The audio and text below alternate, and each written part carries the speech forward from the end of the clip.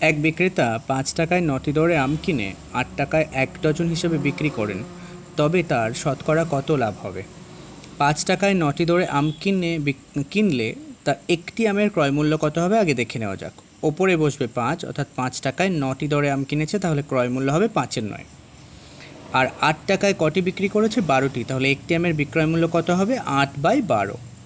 এখন এই যে দুটো ভগ্নাংশ পেলাম, এই দুটো ভগ্নাংশকে আমরা ভাগ করব। ওপরে বসবে ক্রয়মূল্য ৫-এর ৯ আর নিচে বসবে বিক্রয়মূল্য ৮-এর ১২।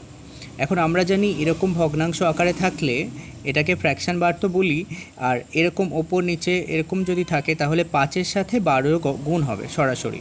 তাহলে ৫-এর সাথে ১২ গুণ হয়ে হবে কত? ৬০। আর এই মধ্যের দুটো ৯ আর ৮-এর গুণ হবে কত? ৭২। লিখলাম।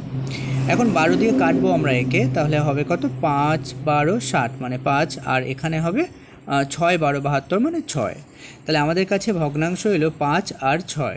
এটাকে যেহেতু শতকরায় বের করতে বলেছে, তাই ৫কে আমাকে ১০০ বানাতে হবে। তাহলে কি ৫ ১০০ বানাতে গেলে কত গুণ করাতে হবে? গুণ করাতে হবে ২০। তাহলে হয়ে যাবে কত? ৫ হয়ে যাবে ১০০।